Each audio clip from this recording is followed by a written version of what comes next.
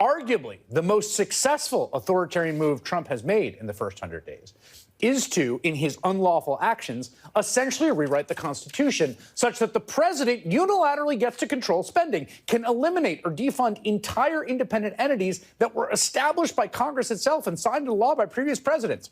The Republican Congress is willing to let them because it allows them to slash spending, which they finally want to do on lots of these programs, without being the ones who have to take the political risky vote to say, end Alzheimer's research as we know it, which is a thing they're doing right now.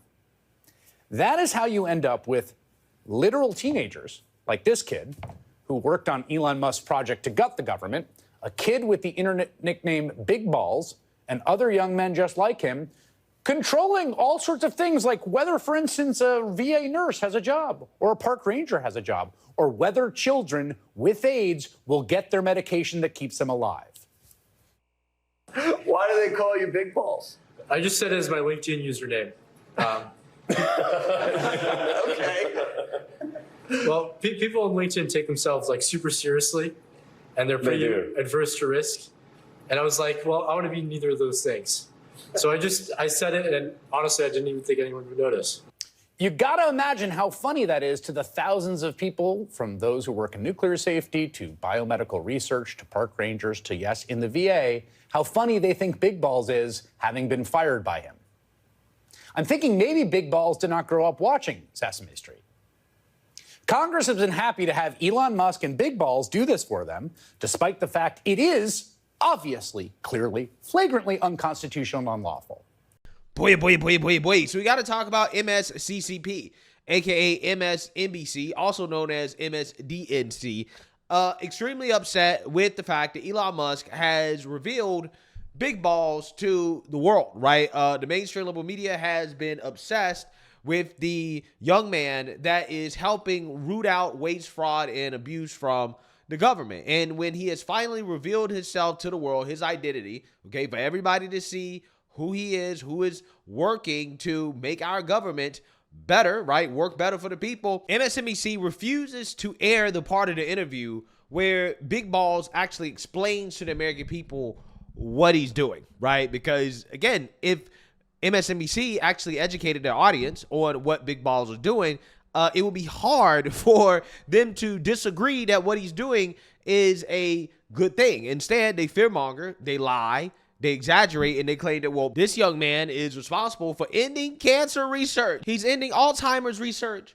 All of the research, all of the scientific research in the country is being stopped by Big Balls, right? That's the type of nonsense that they air on MSNBC, right? The last thing they want to do is to air the truth and to tell their audience exactly what Big Balls is doing, in which he's going to explain that what he's doing is not what MSNBC claims that he's doing. Take a look. What does Big Balls do? Right now, I'm working on some payment computer stuff. So one of our initiatives is to root out fraud and waste. And to do that, we started looking at the payment computers. And as mentioned earlier, like, there is no accounting of what payments actually go to in the payment computer. So like you look at a specific line item, like $20 million, and you're like, okay, well, what is this money going to? And for the majority of payment systems, it's like, well, we don't really know. And yeah, like, what? That would be the response. Is this the most basic responses? Yeah. Yeah. That's the most common response. What do you say when people just say, I don't know? Well, it's a huge cause for concern because like the upstream thing, which is distributing the money, literally has no checks and no accountability to the actual American taxpayer. So it's a huge vector for fraud, waste, and abuse. Do these people not respect taxpayer money? I mean, there's no incentive to if you work in the government. I think the incentives will always decide the outcomes. Yes. Do you guys feel like you're putting yourself at risk by doing this because you're stirring up so much hostility by these people ripping us off? 100%. Well, we don't need to speculate about that. You can see online in the protests that they make that very clear. I mean, I've been hanged in effigy many times. And there have been people that have actively advocated at these violent protests for my death, and also advocated for the death of the people at DOGE. Many of the young folks of us have gotten hate mail, threats from reporters and the public alike. I think, speaking for myself, I dropped out of Harvard and came here to serve my country. And it's been unfortunate to see, lost friendships. Most of campus hates me now. But I think fundamentally, I hope people realize through conversations like this that reform is genuinely needed. And if there's one, I think this is important to say, if there's one group of people who really have a shot of success, it's the people here. They're up until 2 a.m. Monday through Sunday. DOGE does not recognize weekends. We're working all the time. What inspired you to drop out of Harvard to do this? There's a lot of reform that's needed. I think the value of this and the impact here is so much more vast than anything you could learn in a classroom doing computer science. And you guys are sleeping here, I'm hearing. You guys are up all night. You have this meeting at 10 o'clock every Wednesday? We'll probably go back to work right after this. Yeah. You're going back to work after this? Yes. Right. It's almost 11 o'clock. So that's early. That's early. It's early? Can I go to bed? It's an incredible work ethic. You guys should be really, really proud of yourself. They should be. In fact, the whole country, if we lived in the same country, should be proud of the DOGE team. Guys, could you imagine the reaction from the mainstream level media if Democrats decided to gather the best minds across the country? Doesn't matter your age, just the best minds, right? Background, race, whatever, none of that stuff matters. The best people to solve the biggest problems that we have in our government when it comes to waste, fraud, abuse, and efficiency. The mainstream level media, they will be praising it. They would be praising it. They would say, this is a wonderful thing. Why didn't we do this before, right? Whoever came up with this idea is a genius. This is what they'd be saying if a Democrat was in office. But because it's Trump, because it's Republicans doing this, oh, they hate it. They're cutting grandma's check, right? They're trying to take away her Medicare, her Medicaid. This is the type of stuff that they fearmonger with. A lot of these things over-exaggerated, outright lies, right? Falsehoods. And they end up radicalizing their base to commit acts of violence, to engage in domestic terrorism. Meanwhile, these young men that are working on behalf of the government, a lot of them are probably not getting paid, right? If they are getting paid, they're probably not getting paid enough. But they're working to save us taxpayer dollars, to make sure that our government is running better, that our government is providing taxpayers as much bang for our buck as possible. Something that Democrats have never heard of, right? The government actually, being efficient, right? So when you look at these individuals and then you hear them talk about what they do, their work ethic, things of that nature, this is the type of stuff that we should be putting out here to our young people, right? As motivation, right? Like, this is America, right? This is the best of America, okay? I mean, they're doing meetings at 10 p.m. They're like, hey, I've been working all day. We're going to come in and do this meeting, and I'm going to get back to work, right? Putting in long hours to help taxpayers, right? To make sure that our money is not being wasted. It's one of the most patriotic things that you can do for your country. But yet the media treats DOGE as if it was a failure, even though DOGE has already cut $160 billion. And it's only been like 3 or 4 months. Musk is claiming $160 billion in estimated savings, obviously with a lot of cuts, but that is way less than was promised. Rob, is it considered a success? So far, yes, I would say. I mean, remember, DOGE's work isn't going to be completed until July 4th of 2026. We're only 100 days in. So comparatively, when you go back decades and look at the failure of anyone, whether it be in the presidential administration or Congress, to reduce the size of government, you have to go back to, what, Bill Clinton and Newt Gingrich when they had a balanced budget? I'd say yes. So to you, it was like a necessary fire starter. Absolutely. Okay, I want to talk about how Elon Musk thinks of himself. This is from the Washington Post. Asked who would lead it when he fades, he demurred, is Buddha needed for Buddhism? Was it not stronger after he passed away? I just want to sit with that for a moment. Yeah, let's hold space for that. Let's hold space for that. Beautiful, beautiful.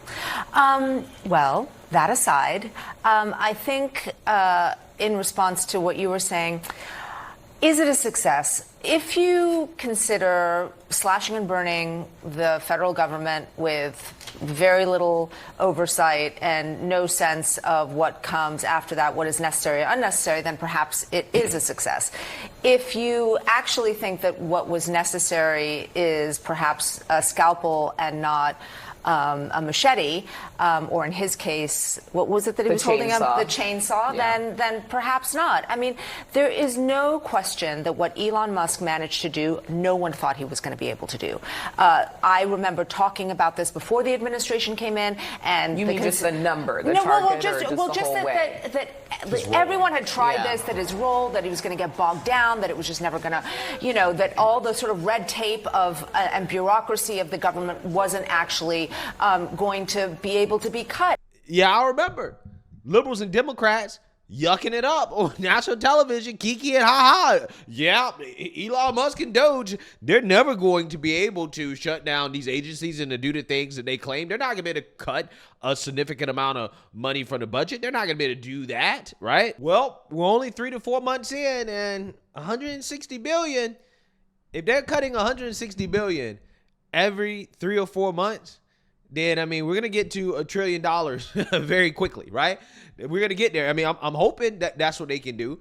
They got, a year and a half to get it done? Yeah, so at the pace that we're currently at right now, who knows? We may get to $1 trillion, we may not. Regardless, they've done a damn good job, okay? And at the very least, when you actually listen to what they say, okay, you can tell that they have put in work in regards to just doing very basic stuff that the government should be doing. Like, for example, when we send out payments to people, right, that we mark in our internal systems why we sent out a payment and what the payment was actually for, and whether or not the payment actually did what it was supposed to do, which apparently doesn't really happen in our government that often. Visited where, they get $50 million a year, congressional money, to give grants. These are things like, alpaca farming in Peru, improving that's a real example. Yes, that's the real description. Improving the marketability of peas in Guatemala. Really? Fruit jam. Yes. What? Yeah. So you might expect, in the private sector, a nonprofit to give, 80 to 90% of their money to grantees. In the case of IAF, that was 58%. So the other half goes towards management, travel. What we're find exactly, I mean, to Ethan's example is that even if you agreed with supporting alpaca farmers in Peru, actually most of the money never made it out of D.C. Mm-hmm. It's going into the pockets of people in the neighborhood. What percentage? And didn't even get to Peru. Right. So what percentage do you think doesn't even get to the destination it's supposed to? I believe the GAO estimate, so this is not our estimate, I believe it was on the order of only 10 to 15 cents on the dollar actually gets to the end recipient, whether you agree with that cause or not. So they're just stealing the money before it even gets anywhere. There's layers of stealing. So there's the first layer of stealing, second layer of stealing, third layer of stealing. Subcontractor, you start peeling the onion. Yeah, exactly. Contractor, subcontractor. It's like peeling an onion. And then maybe, and sometimes it's zero. Just flat, you get to the bottom of the onion, there's nothing there.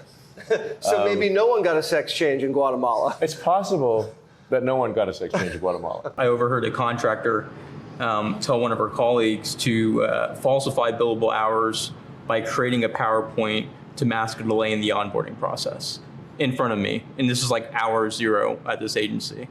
And so, I mean, this is just a common theme that you take a look at these contracts, you take a look at these grants, and it's veiled in noble rhetoric. It's at the top level. It sounds good. Yeah, it sounds amazing. And then you actually just follow what are the funds actually doing? Or send us a picture. Exactly. And the send us a picture request is incredibly good. Like Pixar, it didn't happen.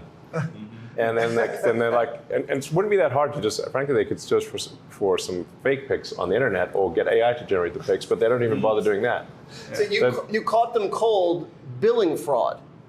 Oh, I caught them, her advising her colleague to do this because it takes a few days to onboard. So that is being investigated right now. Yeah, I mean, generally, like these programs, these grants are going to be like along the lines of save the baby pandas, and it's like, well, of course, who wouldn't want to save the baby pandas? And you know, in some cases, they've got a show panda, which they will trot out for special occasions. In a lot of cases, they don't even have a show panda. No panda. There's not even one panda, because we asked for pictures, and we don't even get one panda. And it's like, well, you gotta. Well, that's a lot. You know, what does $1 billion get you? Does it not even get you one panda? You really want to see a baby panda?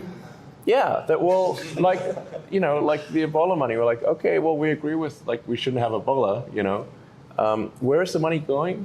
Oh, it's going to Deloitte in D.C. Like, what is an accounting firm doing with Ebola money? Well, that's the grift, right? That is how the grift works, okay? These liberal nonprofits, these non-governmental organizations, they get a piece off the top when the government says, hey, we're going to go out and do this very altruistic woke project, right? And they say that they're going to cure some disease, right? They're going to solve world hunger. But again, they don't ever actually really solve the problem, okay? This is why they can't provide evidence of them actually solving the problem or doing the things that they claim that they did with the money, because that's not what they actually did, right? They took the money, and a lot of people got some money off the top, right? Because, again, you have all of these middlemen, right? These subcontractors, and then once the money actually gets to where it's supposed to go, you don't have any left, right? And that's kind of how it goes, right? That's why you have so many billions of dollars, trillions of dollars, really, that floats around Washington, D.C., right? It's a big scam, right? It's a big Ponzi scheme with taxpayer money, okay? Taking our tax dollars and funneling it into the hands of these liberal nonprofits, and then they turn around and they virtue signal about these noble causes that they're supposed to be fighting, when no, they're actually really just getting rich. They're not solving any problems, and then they want to point the finger at you and say you're a bad person for calling them out and say, hey, maybe we should stop spending taxpayer dollars to trans mice, right? Maybe we should stop doing that, okay? And then they call you a bigot, right? They say, well, that is hate and bigotry. It is hate and bigotry to say that the government should not be wasting money on these woke pet projects, right? This is the game. This is the game. So, again, I think that the DOGE team is doing a great job. They're going to have a long-lasting impact on the government, right? Hopefully, DOGE is here to stay. Their work is not done yet, okay? But with Elon leaving, hopefully this helps DOGE get more things done, right? In the sense that they don't have to worry about the liberal media created distractions having to do with their Elon Musk derangement, right? And hopefully these young men will not continue to receive threats of violence and things like that from the left, these people who are extremely intolerant, right? And Elon, going back to Tesla, will allow Tesla to be able to continue to grow and to be successful, because their stock has taken a hit, okay? A lot of investors are not happy about Elon Musk leaving to work for the government, but since Elon is going back, he's going to be spending more time on Tesla. I'm hoping that that works out as well, too. And, you know, it doesn't mean that Elon is done. It just means that he's going to focus on his private businesses, and the people are in place that actually are going to be running DOGE, right? The team that you need. And that's the beauty of what Elon Musk is able to do when he builds companies, right? It's not necessarily about him doing all of the work. It's about putting the right people in place to accomplish the vision, right? To implement what you want to be done. And that's what you're seeing here with DOGE. He's come in, he's put the right people in place, and they're doing the work, and now he can go back to Tesla and to focus on other things, right? So let me know what you guys think. Make sure you like, comment, and subscribe. Most importantly, share a Black conservative perspective. Peace.